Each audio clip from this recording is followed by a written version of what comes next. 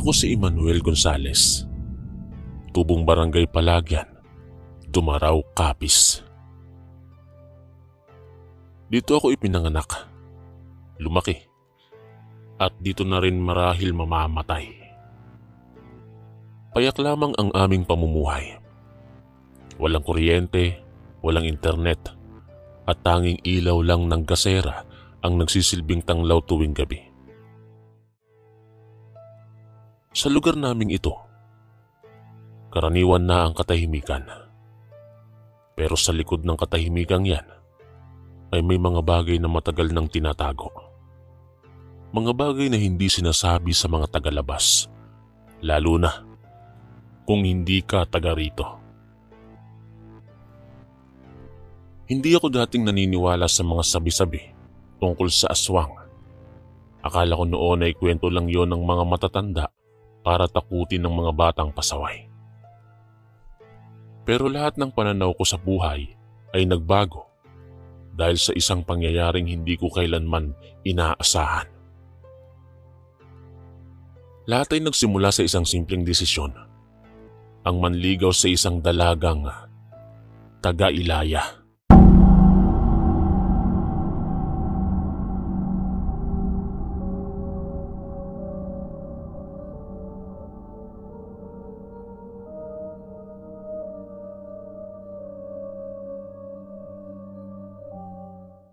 Bentiuno anyos ako noon. Malakas ang katawan at puno ng ambisyon. Nakita ko si Aling Nora sa pamilihan sa bayan. Maganda, mahinhin, tahimik. Hindi siya madaldal pero may kung anong magnet sa kanya. Hindi ko na rin napigil ang sarili ko at pinilit kong makilala siya. Sa kabutihang palad, pinayagan niya akong dumalaw sa kanilang bahay sa itaas ng bundok, sa hangganan ng kagubatan at palayan. Madalas ko siyang pinupuntahan tuwing araw ng linggo. Hapon, bago lumubog ang araw, tinitiyak ko laging nakauwi ako bago gumabi. Dahil ayon sa mga matatanda, hindi ligtas ang daan kapag gabi na. Maraming nagsasabing may mga nilalang sa kagubatan, mga mata na nakasilip mula sa dilim, mga kaluskos na hindi mula sa hayop, at mga amoy na hindi mula sa lupa o sa tao. Nung una, wala akong nararamdaman. Pero habang tumatagal, napapansin kong parang may bumubulong sa hangin. Parang may aninong sumusunod sa akin sa tuwing pauwi na ako. Isang gabi ng linggo, masyado akong natagalan sa pakikipagkwentuhan kay Nora. Hindi ko na malayang dumidilim na pala ang langit. Walang buwan noon. Makapalang ulap at halos wala kang makita sa daan kundi ang kislap ng ilaw ng aking gasera. Tahimik ang kagubatan, pero hindi normal ang katahimikan. Parang may humihinga sa paligid, pero hindi ko makita kung sino. Ang hangin ay malamig, pero hindi. Parang may halong amoy ng karne at dugo. Doon na nagsimulang bumilis ang tibok ng puso ko. Lalo pat sa paglalakad ko, may narinig akong kaluskos sa kanan ng daan. Hindi yun sa daga, hindi rin sa ibon, dahil masyadong mabigat ang tunog. Parang paa ng tao, pero mas mabilis. Pinilit kong huwag pansinin dahil baka sa isip ko lang yon. Baka pagod lang ako. Pero nang maramdaman kong parang may malamig na hiningang dumampi sa batok ko, doon na ako napalingon. Wala akong nakita, pero narinig ko. Isang mahinang halakhak, mababa, paos, at parang pamilyar. Doon na ako nagsimulang tumakbo. Hindi ako lumingon.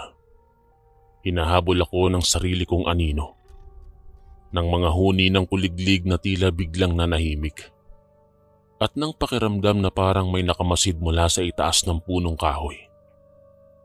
Sa bawat hakbang ko, parang lumalalim ang lupa. Parang may pumipigil sa mga paa ko. Napadasal ako ng hindi ko namamalayan. Paulit-ulit kong binubulong ang Aba Ginoong Maria. Habang pawis na ang aking noo sa kabila ng malamig na simoy.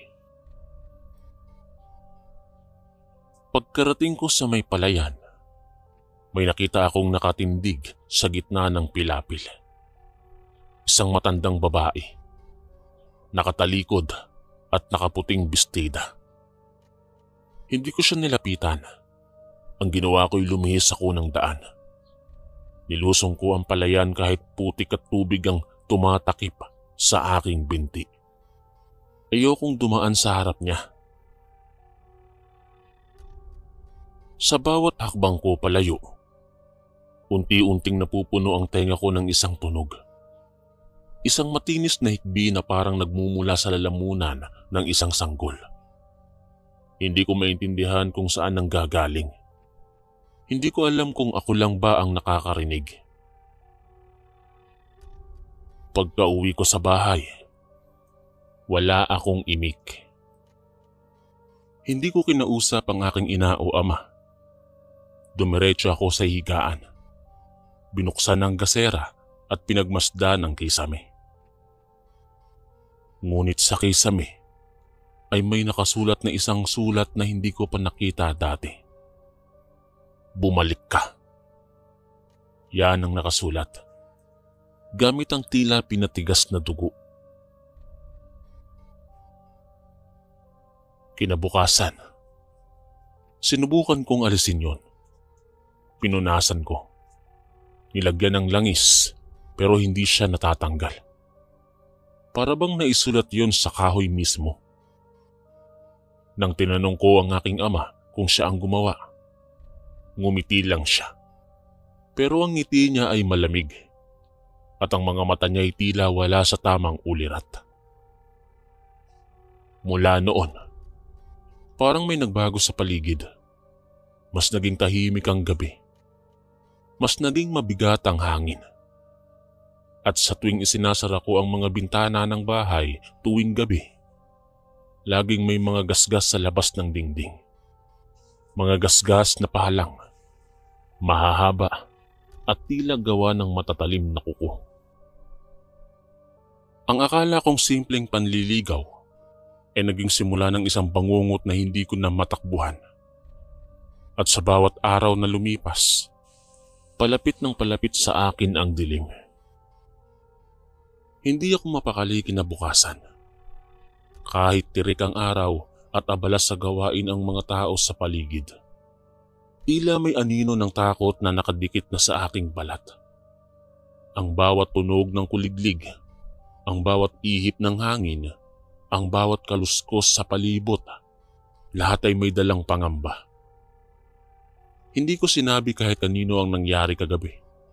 Baka sabihin nilang nababaliw na ako o nagpapaniwala sa mga kwento ng mga matatanda. Ngunit habang lumilipas ang mga araw, mas tumitindi ang mga palatandaan. Minsan, pagising ko, may mga balahibo ng manok sa harap ng pintuan namin. Hindi yung karaniwang balahibo. Makintab at maitim. At may bahid ng pulang parang pinulbos. Sa kabilang araw naman, may nakita akong basag na itlog na kulay berde ang loob. Amoy panis pero mas matapang. Mas nakalalasing ang amoy. Tinanong ko si inang pero tinuro lang niya ang langit at sinabing, "Baka oras na anak." Hindi ko maintindihan ang ibig niyang sabihin noon. Ilang araw ang lumipas. Pinilit kong bumalik sa normal ang lahat.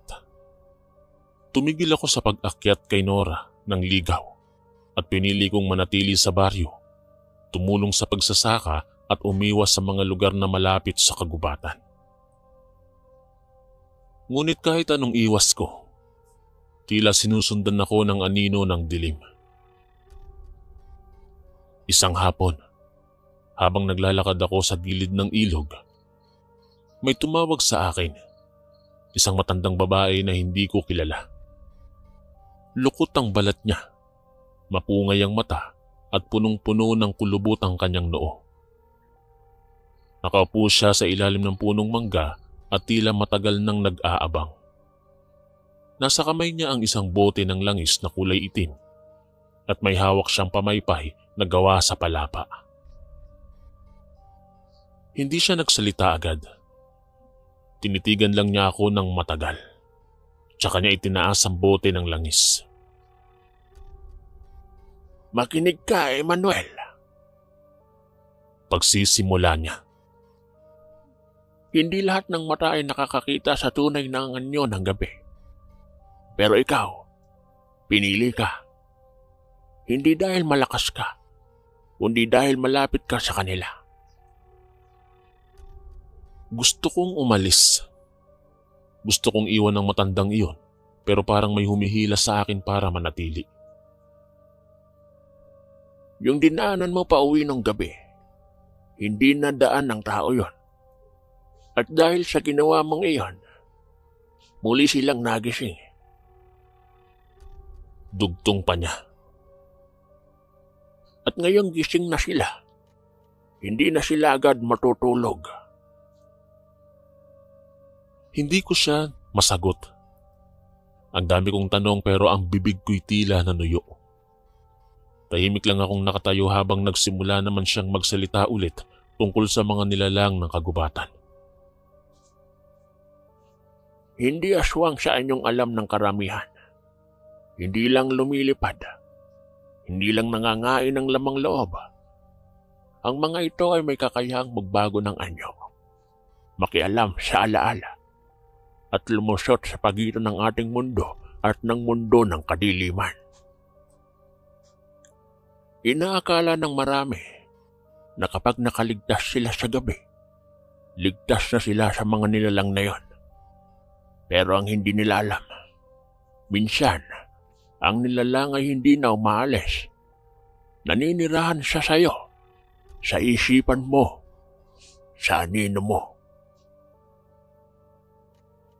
Iniabot niya ang bote ng itim na langis. "Ito ang langis ng niyog na pinakuluan sa ilalim ng buwan.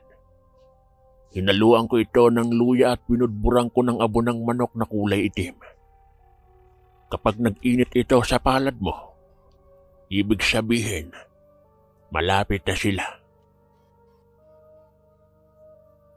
Kinuha ko ang bote. Hindi dahil naniniwala ako, kundi dahil natatakot akong tumanggi. Sa sandaling hawak ko na ito, parang may biglang humaplos sa likod ng batok ko. Hindi hangin, kundi isang mainit na palad na hindi ko nakita. Napatingin ako sa paligid pero wala namang ibang tao. Nang humarap ako sa matanda, wala na siya. Dali-dali akong umuwi. Sa buong paglalakad ko pauwi, dama ko ang bigat ng paligid. Ang langit ay tila mas mababa. Ang mga puno ay parang nakayuko sa akin. Pagka-uwi, agad kong isinara ang mga bintana. Nilagyan ng asin ang mga sulok ng pintuan, gaya ng sinabi ng matanda sa isip ko. Nang gabing iyon, hindi ako nakatulog. Inilagay ko ang bote ng langis sa ilalim ng unan ko. Mahigpit kong hawak ang rosaryo ni Inang habang ang gasera sa tabi ng kamay walang patid sa pagliyab. 12:30 ng gabi, biglang nagkalampagan ng bubong. Parang may mabigat na bagay na tumalbog sa itaas. Kasunod nun ay ang langit-ngit ng kahoy na para bang may matatalas na kuko ang kumakalmot dito. Hindi ako gumalaw. Ipinikit ko ang mata ko. Pilit na iniisip na panaginip lang ang lahat. Pero nang magsimulang bumuka ang kisame, oo, literal na bumuka. Doon ko nakita ang dalawang mata. Mapula, maliit at punong-puno ng galit. Para silang nakalutang sa kadiliman.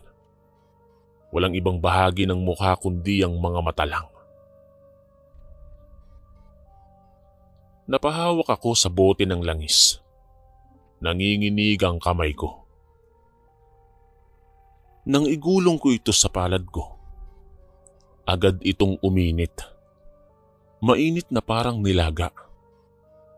Sa takot ko, ibinato ko ito sa kisame.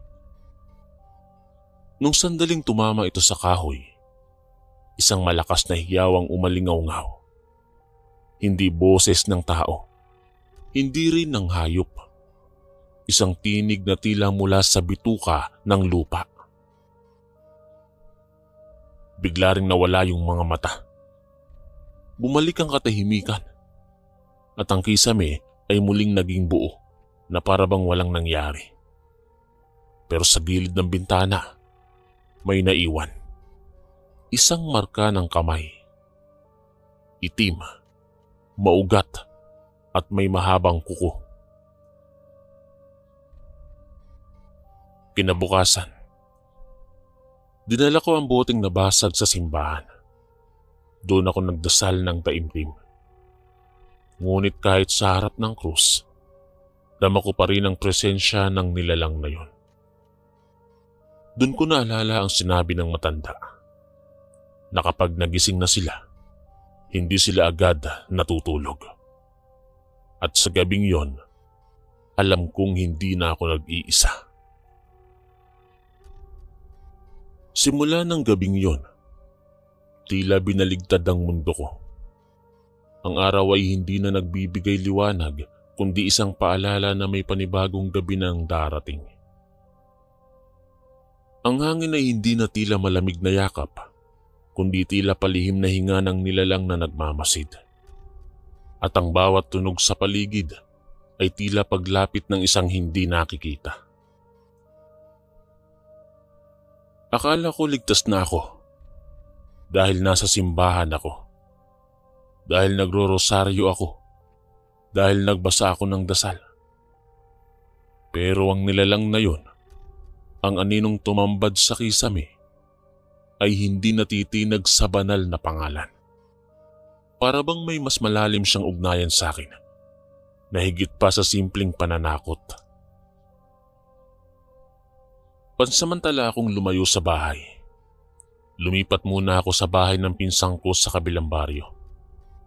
Doon ay mas maraming tao, mas maliwanag, at mas malapit sa kapilya.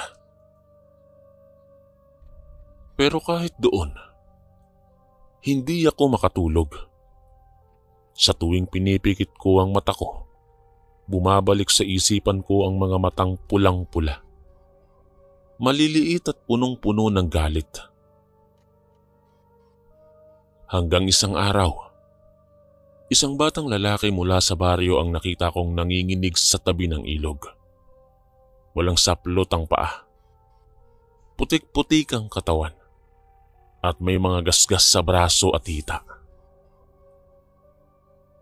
Nang tanungin namin siya kung anong nangyari, halos hindi siya makapagsalita. Nang makuha niya ang lakas ng loob, isang salita lang ang kanyang nasambit. Lumilipad. Mula noon, sunod-sunod na ang mga insidente. Una, isang biik ng kapitbahay ang nakita naming nakalambitin sa puno ng saging. Wala na ang lamang loob, pero walang bakas ng dugo. Parang inubos ito mula sa loob. Maingat, malinis, pero kalunos-lunos.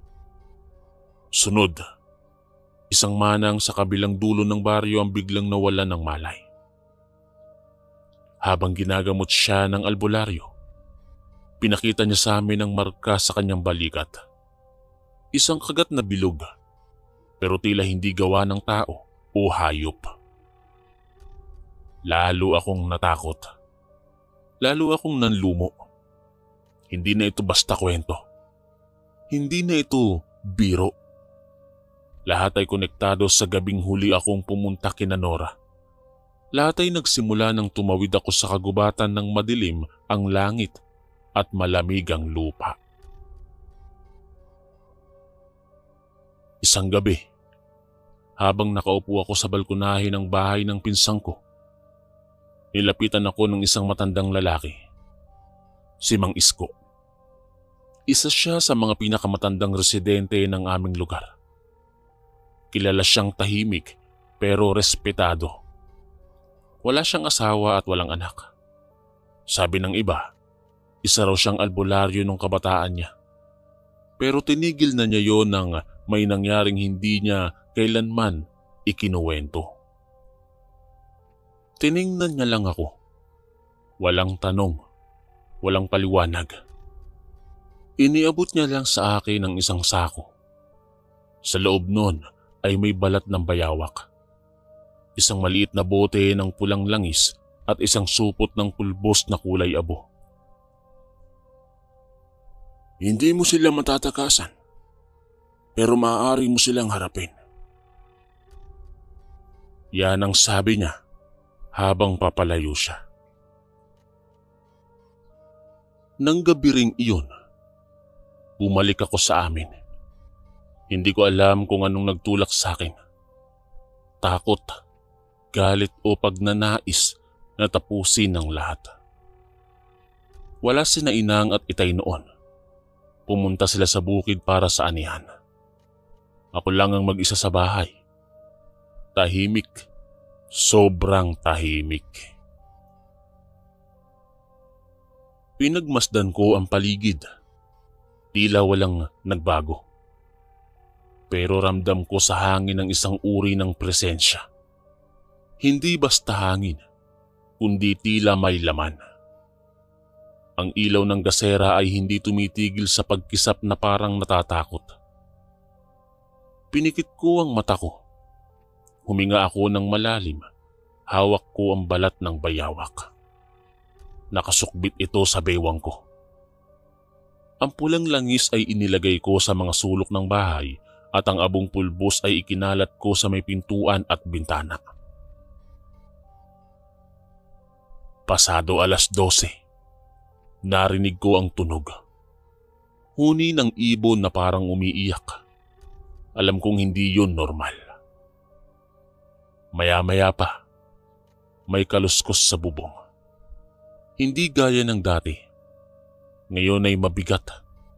Parang may taong naglalakad. Kakaiba ang bigat ng bawat yabag. At kada hakbang ay sumasabay ang pagtayo ng balahibo sa aking batok. Tumayo ako. Hawak ang bote ng langis at balat ng bayawak. Lumapit ako sa bintana. Tahimik ang paligid pero kita sa labas ang mga aninong gumagalaw. Hindi isa, hindi dalawa, kundi 3. 3 nilalang, nakayuko, gumagapang sa paligid ng bahay na parang aso pero may katawan ng tao. Ang mga mata nila'y kumikislap sa dilim, mapupula at punong-puno ng pagkagutom. Maya-maya ay bigla silang tumigil. Sabay-sabay silang tumingin sa akin. Parang tumigil ang oras nun. Mabigat ang dibdib ko. Para akong nilulunod sa sarili kong hininga. Pero nanatili akong nakatayo. Pinisil ko ang balat ng bayawak sa kamay ko at ikinalat ko ang natitirang pulbos sa may pintuan. Binuksan ko ang bote ng langis at sa sandaling lumabas ang unang patak. Sumabog ang isang matinis na hiyaw mula sa labas. Tumilapon ang gasera. Nawasak ang bintana at mula sa dilim ay may isang nilalang na tumalon papasok. Hindi ko siya nakita ng buo. Aninong matulis, mahaba ang kuko, mabaho ang hininga at may balat na tila pinagsamang tao at hayop. Sumigaw ako ng napakalakas. Hindi ng takot, kundi ng pagtanggi. Pinukpok ko siya ng bote ng langis at tumalsik ito at parang sinunog ang balat niya. Napaatras siya. Umalingaw-ngaw ang kanyang sigaw sa buong baryo. Lumabas siya sa bintana kung saan siya pumasok. At mula ron, narinig ko ang paglipad, hindi ng ibon, kundi ng nilalang na matagal nang pinag-uusapan sa aming lugar. Pagkalipas ng ilang minuto, tahimik na muli, pero alam kong hindi pa tapos ang lahat. Kinabukasan, nagising akong tila ginulpi ng maraming kamay. Sariwa pa sa alaala ko ang pag-atake ng nilalang na yon. Yung mga mata niyang mapula, balat niyang tila nahubad sa kalahating katawan at ang amoy na hanggang ngayon ay parang nakakapit sa ilong ko. Nanginginig pa rin ang kalamnan ko habang iniisa-isa ang paligid ng bahay. Ang gasera ay basag-basag sa sahig. May mga gasgas sa dingding na tila kinayod ng matatalas na kuko at ang sahig ay may bahid ng likido, hindi dugo, kundi isang uri ng dagta na madikit, kulay uling at masangsangang amoy. Hindi ako lumabas ng bahay buong araw. Takot ako. Hindi dahil baka bumalik sila, kundi dahil alam kong hindi na ako basta tao na lamang sa mata ng mga nilalang na yon. Para bang tinatakan na ako. Para bang ako na ang susunod nilang lilingunin kapag gutom na sila. Lumipas ang 3 araw. Wala akong lakas. Hindi ako makakain ng maayos. Hindi ako makatulog ng diretso. At sa bawat patak ng ulan sa bubong, naiisip ko na baka hindi ulan yon. Baka laway ng nilalang na nasa bubungan. Sa bawat tunog ng bubuyog sa umaga, naiisip kong baka tunog iyon ng pakpak ng isang aswang na nagpapanggap lamang. At sa bawat anino sa paligid, pakiramdam ko'y may matang nakasilip mula sa dilim. Nang bumalik si Inang at Itay mula sa bukid, hindi agad sila nagsalita nang makita nila ang kalagayan ng bahay. Tahimik silang nagligpit ng mga basag. Nag-ayos ng mga gasgas, pero wala silang tanong. At pagdating ng gabi, binuksan ni Itay ang baul sa ilalim ng kanilang kama. Isang baul na bawal kong galawin simula pagkabata. Mula roon, ay kinuha niya ang isang lumang kahoy na kahon. Nakabalot ito sa telang kulay abuhin. Inilabas niya ang isang kutsilyong luma, hindi kalawangin pero halatang may edad na. Ang hawakan nito ay gawa sa sungay ng kalabaw at ang talimay may ukit ng mga lumang simbolo. Hindi ko maintindihan pero alam kong hindi basta palamuti lamang. Ito ang gamit ng lolo mo, sabi ni Itay. Dati siyang tagabantay ng hangganan. Ngayon ko lang narinig ang salitang yon. Tagabantay ng hangganan. Hindi ko alam kung anong hangganan ang tinutukoy niya. Ng buhay at kamatayan ba? Ng tao at ng nilalang? Ng liwanag at dilim ba? Ayon kay Itay, noon pa man ay may tungkulin ng aming pamilya. Ang magbantay sa daanan ng kagubatan patungong bukirin kung saan madalas lumilitaw ang mga hindi matahimik na espiritu at nilalang. Hindi sila palaging nakikita. Hindi sila palaging umaatake. Pero tuwing sila'y ginugutom o tuwing may nabubulabog sa lugar nila, lumalabas sila para mang-abala. Nung pinuntahan mo ang bahay ni Nora, dinaanan mo ang landas ng mga itim at sa gabi ka pa talaga dumaan dun. Paliwanag ni Itay. Hindi naman ako nakatiis at nagtanong. Bakit hindi niyo sinabi sa akin, Itay? Bakit hindi niyo po ako binalaan? Tumangulang si Inang. Dahil kailangan mong harapin. At ngayon, hawak mo na ang sugat ng lahi natin. Mula noon, nagsimula akong sanayin ang sarili. Sa araw, normal akong tao. Nagtatrabaho sa bukid, nakikihalubilo sa mga tao, nagkukunwaring ayos lang ang lahat. Pero sa gabi, sinasanay ko ang pandinig ko, paningin ko at pakiramdam ko. Tinuturuan ako ni Itay kung paano maramdaman ang paglapit ng mga nilalang. Hindi raw sapat ang paningin, kailangan mong gamitin ang laman mo, ang balahibo ng batok, ang init ng hangin, ang tunog sa ilalim ng lupa.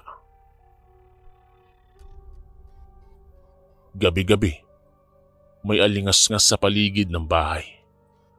May naririnig akong huni ng ibon sa hating gabi. May tunog ng kampay ng pakpak, pero hindi ito ibon. At kung minsan, may amoy ng nasusunog na buhok na sumisingaw sa hangin. Ibig sabihin nun, malapit na sila. Isang madaling araw, habang nagbabantay ako sa balkonahe, may bigla akong narinig na ungol mula sa kabilang bahay. Kay Aling Marites nagmumula. Tumakbo ako roon, dala ang kutsilyo ni Lolo. Pagbukas ko ng pinto, nakita ko siyang nakalupasay sa sahig.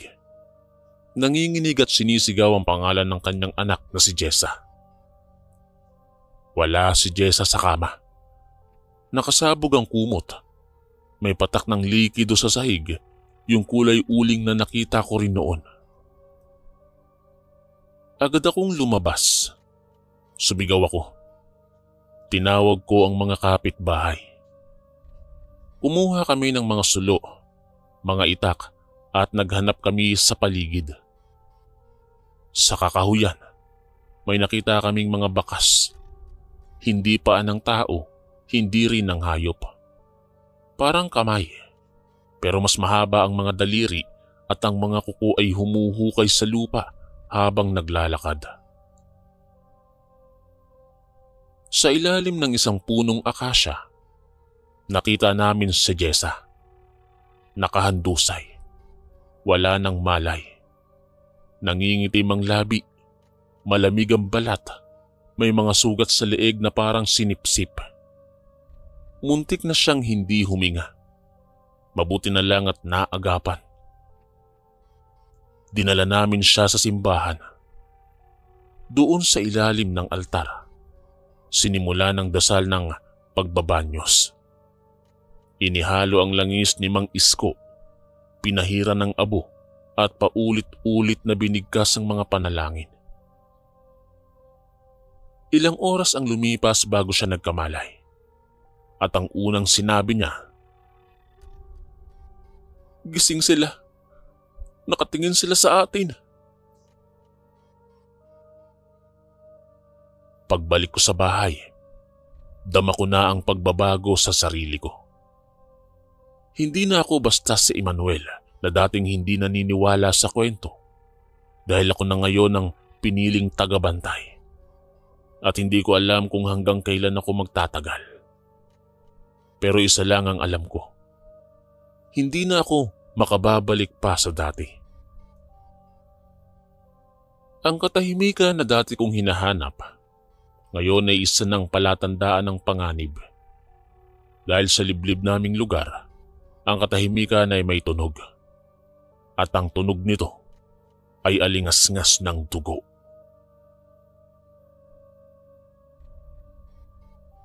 Mula nang maisalba si Jessa, lalong humigpit ang pag-iingat sa buong baryo.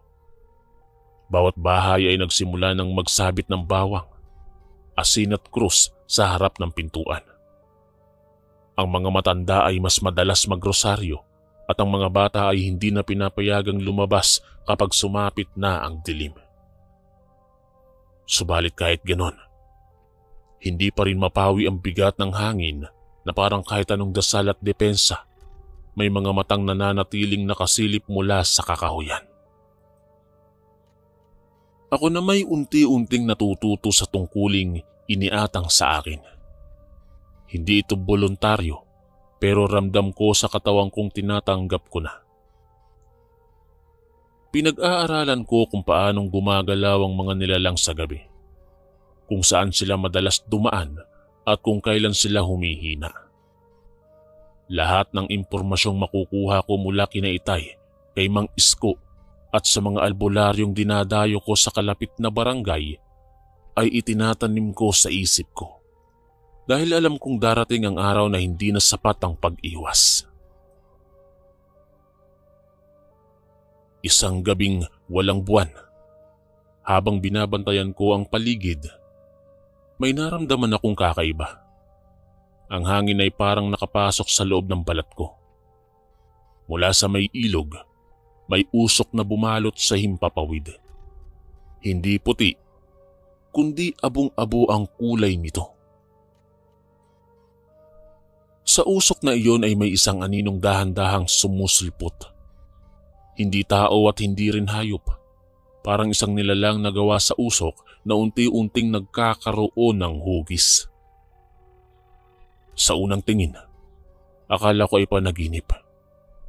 Pero nang maramdaman ko ang panlalamig ng aking mga daliri, alam kong totoo yon. Ang nilalang ay hindi lumalakad, bagkus ay dumudulas sa lupa. Halos walang tunog. Halos hindi kumikilos pero lumalapit. Ipinikit ko ang aking mga mata at itinutok ang kutsilyo ni Lolo sa kanyang direksyon.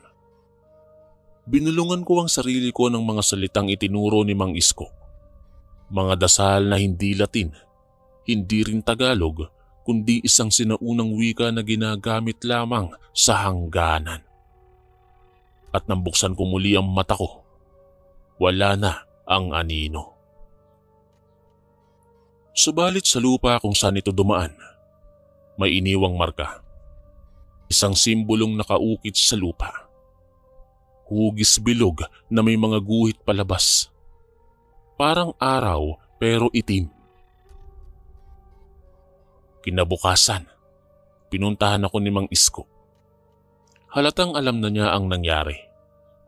May dala siyang isang maliit na manok na kulay itim ang balahibo. Panahon na.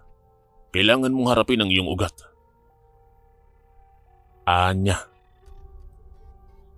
Sa isang malayong bahagi ng gubat, dinala niya ako sa isang kuweba. Matagal na raw itong lugar ng mga bantay. Ngunit hindi na pinupuntahan ng marami dahil sa takot.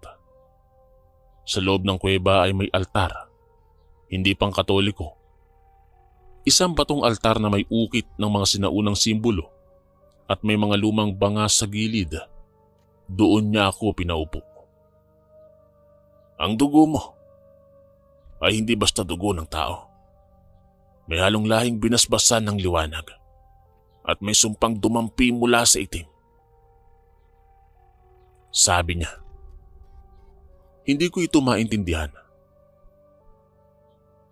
Ibig mong sabihin may dugo akong galing sa kanila? Tumango siya. Hindi ka aswang, Emmanuel. Pero isa sa mga ninuno mo ay nakapiling ng nilalang nang galing sa dilim. Bunga ka ng linyang yon. At ang mga nilalang na ito, kinikilala nila ang sariling dugo. Napayuko ako. Hindi ko alam kung paano tatanggapin ang sinabi niya. Buong buhay ko, pinilit kong maging normal. Pero ngayon, sinasabing may bahagi ako na hinahanap ng mga nilalang. Hindi dahil sa galit, kundi dahil sa ugnayan. Para bang hindi nila ako gustong patayin, kundi isama. Ito ang dahilan kung bakit hindi kaagad nila tinapos. Hindi nila kayang pasukin ang iyong laman dahil mayroong humahadlang. Ang liwanag ng iyong lolo.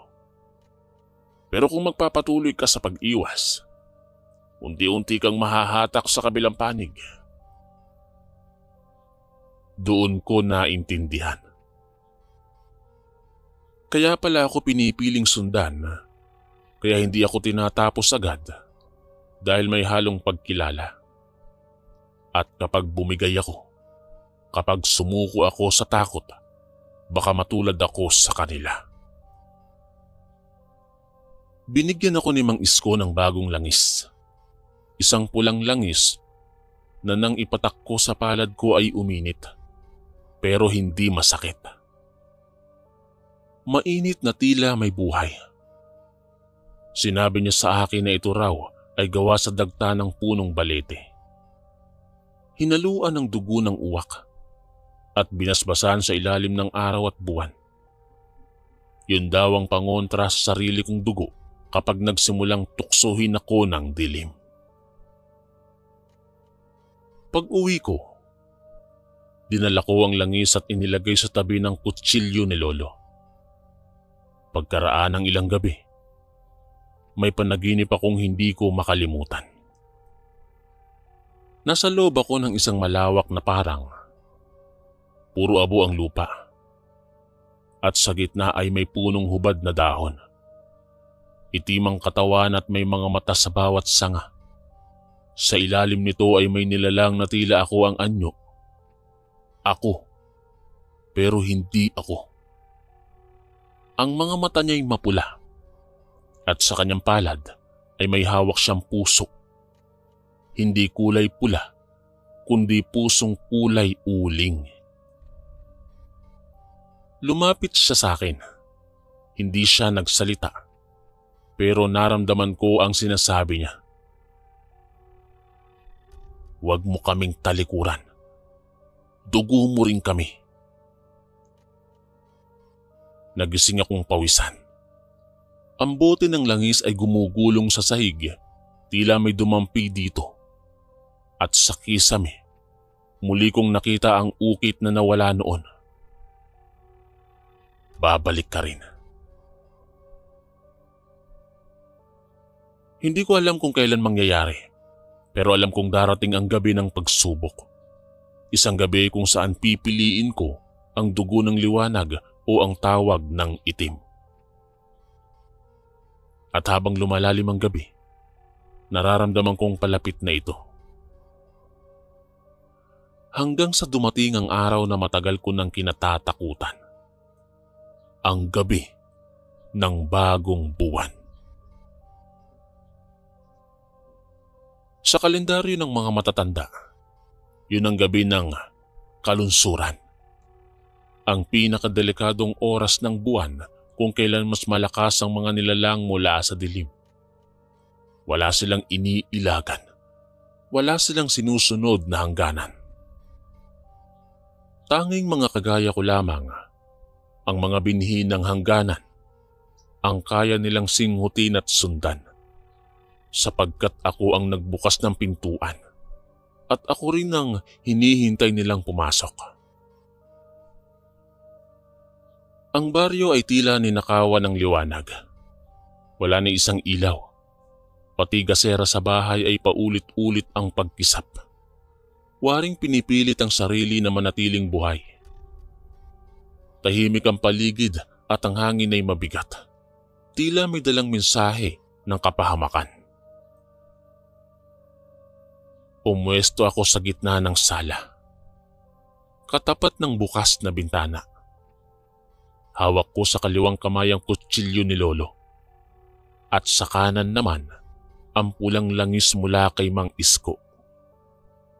Inilagay ko sa apat na sulok ng bahay ang mga itim na bato mula sa kuweba. Binalot ng bulak at pinahiran ng abong pulbos. Ayon kay Itay, ito raw ang huling depensa sa oras ng labanan. Wala akong kasama. Umalis si Itay at Inang. Hindi dahil sa takot, kundi dahil ayaw nilang makita kung ano ang magiging bunga ng gabing ito. Ang sabi ni Itay, kung ikaw nga ang huling bantay, hayaan mong ikaw rin ang sumubok kung hanggang saan ang hangganan mo. 11:30 pa lang ay nagsimula na ang kilabot. Sa labas ng bahay, may sunod-sunod na kaluskos sa damuhan. Hindi mabigat, hindi rin mabilis. Para bang may dumarating isa-isa at unti-unti. Sa paligid ay may tila alingaw-ngaw ng iyak. Hindi sanggol at hindi rin matanda, kundi parang isang bagay na nawalan ng kaluluwa. Humahalo ito sa ihip ng hangin at tinutunaw ang katahimikan.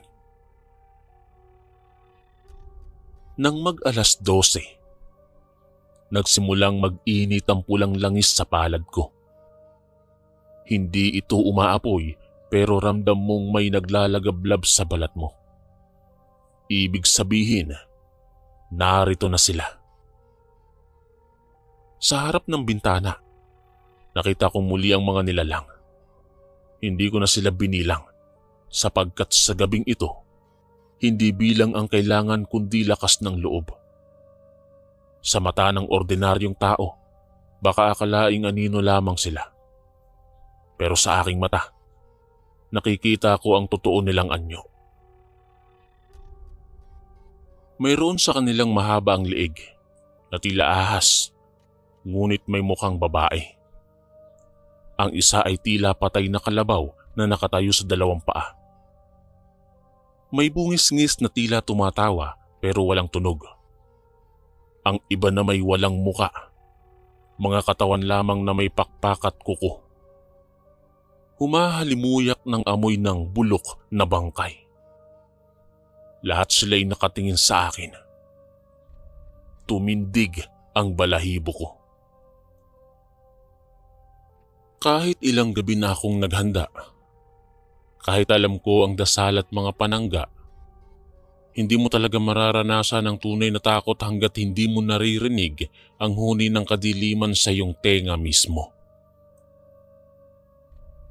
Dahan-dahan silang lumalapit. Ang una ay pumasok sa bakuran. Dumaan sa ilalim ng sampalok. Napatigil ito nang dumaan sa isang batong may pulbos. Dahil nasunog ang balat niya at nagsumigaw ito. Subalit ang sigaw niya ay tila musika sa mga kasamahan niyang nasa likod. Isa pa at isa pa ang lumapit na tila hindi natatakot. Hinagis ko ang isang piraso ng batong may langis. Tumama ito sa isa at sumiklab ang apoy. Nagliyab ang katawan ng nilalang pero hindi siya umalis. Sa halip ay tumakbo siya papalapit sa akin habang naglalagablab na parang hindi niya iniinda ang pagkasunog. Sinaksak ko siya gamit ang kutsilyo ni Lolo.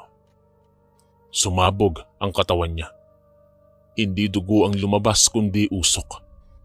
Maitim at malapot, masangsang. Pero hindi pa tapos. May isang nilalang na pumasok sa bintana. Malaki siya, higit pa sa tao. Matigas ang balat at tila kahoy. Ang mga mata niya ay 2 butas na umaapoy sa loob. Umuungol siya at naramdaman kong tila gumalaw ang buong bahay. Humakbang siya palapit sa akin at sa bawat hakbang niya, nararamdaman kong may bumabakat sa dibdib ko. Parang tinutulak ako ng isang puwersang hindi ko makontra. Pero bigla siyang huminto. Tumigil siya sa gitna ng sala. Tumingala at nagsimulang humuni. Hindi pananakot, kundi parang nagdarasal. At sa huling huni niya, nagbago ang mukha niya. Unti-unti itong naging pamilyar. Oo, ang nilalang na nasa harap ko ay ang anyo ko. Hindi perpekto pero sapat para makita ko ang pagkakatulad. Para akong tinititigan ng sarili kong multo.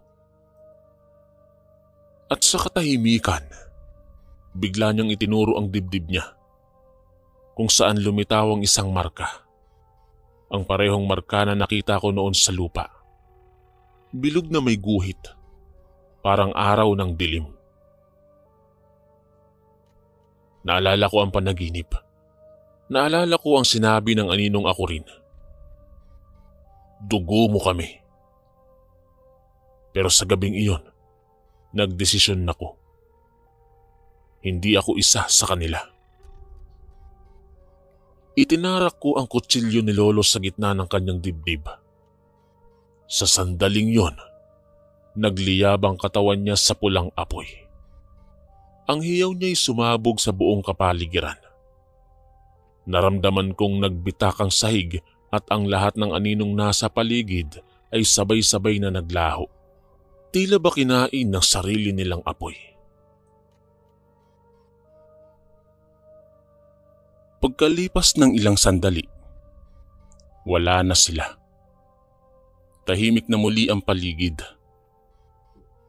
Ang langis ay tumigil na sa pag-init at ang kutsilyo ay unti-unting lumalamig sa aking kamay. Bumagsak ako sa sahig. Hingal, luha at pawis ang bumalot sa akin. Subalit sa gitna ng lahat ng iyon, isa lang ang alam kong totoo. Nalampasan ko ang gabi ng walang buwan. Pagputok ng araw, hindi liwanag ang bumungad sa akin kundi ulap. Makapal, kulay abong parang abo, at tila hindi dumapo lang mula sa langit kundi umusbong mula sa lupa mismo. Ang paligid ay natatakpan ng malamig na hamog. Mabigat sa dibdib at ang sikat ng araw ay tila nahihiyang pumasok sa baryo. Hindi ito ang normal na umaga sa Dumaraw. Para bang sa halip na umaga, ito'y extension pa rin ng gabi. Bumangon ako mula sa sahig ng sala. Hindi ko na malayang nakatulog ako sa gitna ng pagod at takot. Nakapatong pa rin sa dibdib ko ang kutsilyo ni Lolo at sa tabi ko ay ang pulang bote ng langis na halos maubos na. Nilingon ko ang paligid ng bahay. Kalatang abo mula sa nasunog na nilalang. May bahid ng usok sa mga dingding at may bakas ng paa na hindi sa akin. Paalis ito patungo sa labas. Lumabas ako sa harapan. Nagtaka ako dahil walang tao.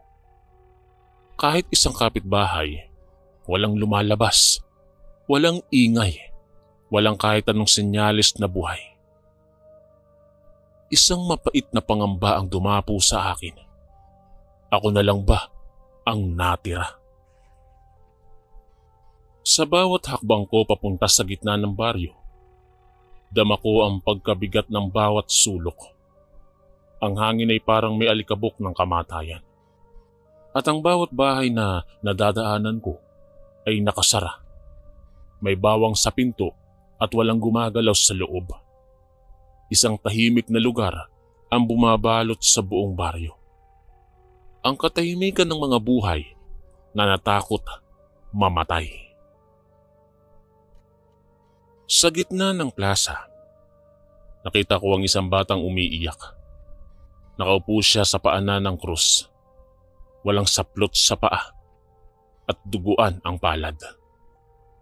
Nilapitan ko siya at nang makita niya ako, humagulgol siya at humawak sa aking braso.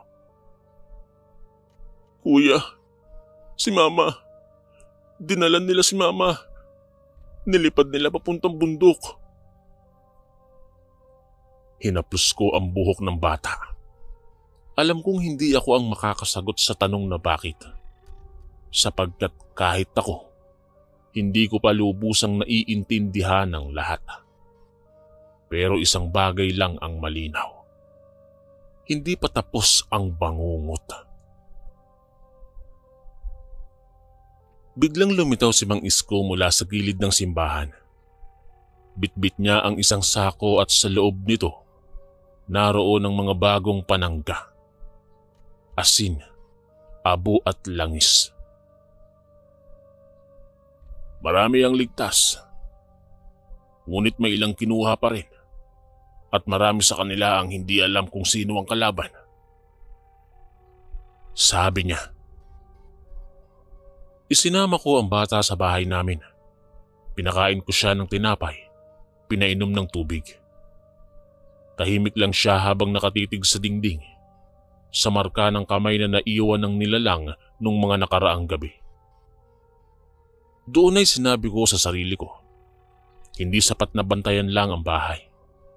Kailangan ko ng sumugod sa pinag-uugatan nito. Kinagabihan, muling bumalik ang usok. Ngunit hindi na ako natakot. Sa halip, inihanda ko ang sarili. Isinuot ko ang balat ng bayawak sa bewang. Isinilid sa bulsa ang itim na bato at kinuha ang huling patak ng pulang langis. Sa huling pagkakataon, pinunasan ko ang kutsilyo ni Lolo. Ngayon ay puno na ang mga pilas at bakas ng lumipas na laban. Bago pa man ako maglakad palabas ng bahay, dumating si Itay. Halatang pagod at may sugat sa braso, pero matatag pa rin ang muka. Alam kong pupunta ka, sabi niya. Kaya nauna na kaming maghanap. Marami ang dinala sa kagubatan sa likod ng sapa. Naroon ang ugat ng itim. Naroon ang kanilang pugat. Sinamahan ako ni Itay at ilang matatandang kalalakihan patungo sa bukirin. Habang naglalakad kami, dumarami ang usok. Lumalalim ang gabi at humihina ang hangin. Sa bawat hakbang namin, may naririnig kaming bulong, huni at minsan ay tawa. Malalim, basag at walang sigla. Nang marating namin ang bungad ng kagubatan, huminto si Mang Isko. Hindi lahat makakapasok. Tanging ang may marka lamang ang pwedeng lumusot. Anya. At yun ay walang iba, kundi ako. Ako ang may marka ng bilog. Ako ang pinili nilang bantayan o agawin. Ako ang may lahing pinag-aagawa ng liwanag at dilim. Pumasok ako sa loob ng gubat. Madilim, maalinsangan. Para kang pumasok sa bibig ng isang hayop na gutom. Sa loob-loob ko, iniisip ko pa rin ang batang iniwan ko sa bahay. Siya ang nagpapaalala sa akin na may kailangang iligtas. Hindi para sa akin, kundi para sa mga kagaya niyang inosente. Sa gitna ng gubat, may nakita akong hukay. Malalim. At sa loob nito ay may apoy na hindi pula, kundi asul. Sa palibot ng apoy ay may katawan. Nakabitin pero buhay. Nanggagaling sa kanila ang mga aninong nakikita ko sa mga panaginip. Ang mga nilalang na lumapit sa akin. Ngayon ay parang alon ng usok na umiikot sa paligid ng hukay. Isang nilalang ang tumindig mula sa gitna. Hindi siya katulad ng iba. Malinis ang anyo niya. Maputi ang balat, makinis at ang mga matay tila kayang hipnotisin ang kahit na sinong tumitig. Siya ang puno, ang ugat, ang pinagmulan. At alam ko sa mismong sandaling iyon, siya ang ina ng kadiliman. Ang dugo mo ay akin din. Sabi ng kanyang isip sa isip ko. Wala siyang bibig na gumagalaw pero naririnig ko ang boses niya. Isa ka sa amin. Dagdag pa niya. Ngunit hindi na ako ang dating Emmanuel. Hindi na ako alipin ng pag-aalinlangan. Inihagis ko ang pulang langis sa paligid. Nagsiklab ang apoy. Umingit ang lupa. Nagsumigaw ang mga nilalang. At nang tuluyan kong itarak ang kutsilyo sa mismong puso ng hukay, sumabog ang liwanag mula sa loob ng lupa. Puting liwanag na pumunit sa kadiliman at tila sumisigaw ang bawat anino. Hindi pa ito ang wakas namin. Subalit sa gabing iyon, sa ilalim ng gubat ng mga bangungot, isa akong tao na pumili. At pinili kong maging liwanag. Walang katiyakan kung gaano katagal akong nawala ng malay matapos kong itarak ang kutsilyo ni Lolo sa puso ng hukay. Sa panaginip o marahil ay sa hangganan ng kamalayan, naramdaman kong bumalot sa akin ang init ng apoy, ang dagungdong ng lupa at ang sigaw ng mga nilalang mula sa dilim. Ngunit sa gitna ng kaguluhan, may isang tinig na tumawag sa akin. Mahina at hindi buo, malungkot, ngunit matatag. Tumindig ka, Emmanuel. Hindi pa tapos ang pagbabantay. Pagmulat ng mga mata ko, naroon ako sa gitna ng parang. Sa bungad ng gubat kung saan una kong nakita ang usok na umakyat sa langit. Nakaalalay sa akin si Itay. Basang-basa ng pawis at luha. At sa paligid namin ay ang ilan sa mga kalalakihang kasama namin. Pagod, putikan, sugatan, ngunit buhay. Akala namin hindi ka na babalik, anak. Mahina niyang sabi. Tumangu-tangu lang ako. Wala pa akong lakas para magsalita. Pero malinaw sa akin ang lahat. Bumalik ako, hindi para mabuhay lang, kundi para matapos ang sinimulan ng mga ninuno ko. Sa mga araw na sumunod, unti-unting bumalik ang sigla sa baryo. Ang mga batay nagsimula muling maglaro sa ilalim ng araw at ang mga matatanday muling nagtipon sa kapilya upang magrosaryo. Ngunit nanatili ang takot sa mga mata ng ilan. Hindi na takot sa anino, kundi sa katotohanan kahit gaano kabait ang lugar, may mga lihim itong hindi kayang itago magpakailanman. Ang hukay sa gubat ay hindi na muling bumuka. Ngunit ayon kay Mang Isko, ang ugat nito ay hindi tuluyang nawala, kundi pansamantalang humimlay. Ang nilalang na tinawag kong ina ng kadiliman ay hindi raw basta napapatay. Tulad ng damong ligaw, kailangang bantayan, linisin at huwag hayaang muling mag-ugat sa takot ng tao. Hindi ako bumalik sa dati kong buhay. Hindi ko na kayang magkunwaring normal. Ngunit hindi rin ako naging albularyo o mandirigma. Ako ay nanatili sa baryo, tahimik na nagmamasid, tagapangalaga ng kaalaman. Sa gabi ay binabantayan ko ang hangin. Sa araw naman ay tinuturuan ko ang mga bata kung paanong makinig sa paligid upang hindi matakot, kundi upang maging handa. Dumating ang panahong bumalik si Jessa, ang batang kinuha noong isang gabi ng dilim.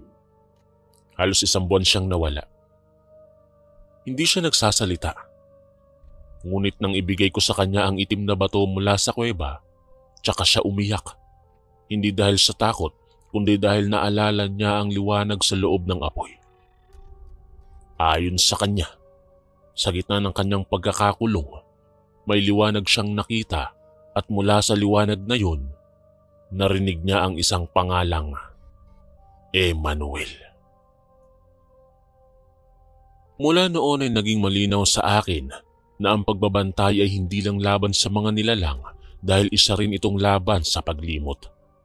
Sapagkat ang kadiliman ay lumalago sa mga pusong nakalimot sa pinanggalingan.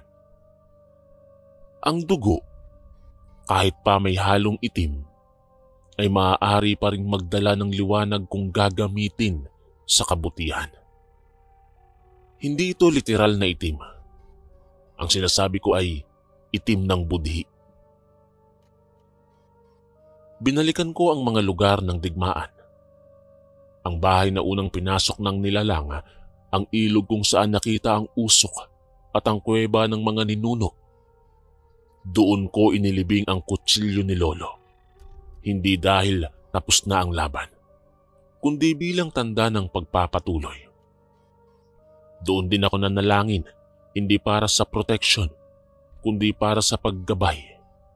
Sapagkat alam kong darating ang panahon na may bagong tagapagbantay at kailangan niyang makita ang bakas ng mga nauna. Isang gabi, habang nagbabantay ako sa balkonahe, narinig ko ang tinig ni Mang Isko. Hindi siya lumapit at hindi ko siya nakita. Pero sa hangin, dama ko ang kanyang mensahe. Ipinasa mo na ang apoy. Sa susunod na gabi, hindi ka na mag-isa. Tumingala ako sa langit. Madilim sapagkat walang buwan. Ngunit may isang bituing kumikislap sa gitna ng ulap. Isa ngunit sapat. Sapat upang malaman kong may liwanag pa rin kahit sa pinakamasidhing dilim. At doon ay napangiti ako. Sapagkat sa huling sandali, sa gitna ng katahimikan, sa puso ng lugar kung saan lahat ay nagsimula at nagtapos, isa lang ang nananatiling totoo. Ako ang huling tagapagbantay at handa akong maghintay hanggang sa may susunod na pipiling manindigan, hanggang sa may susunod na haharap sa dilim, hanggang sa muling henerasyon. Hanggang dito na lamang po ang aking kwento at maraming salamat po sa lahat ng mga nakinig. Maraming salamat po mga kaistorya sa pakikinig at kita-kits po ulit bukas para sa isa na namang nakakatakot na kwento. Ito po si Kuya Chris, ang inyong kaistorya. God bless po at ingat po lagi.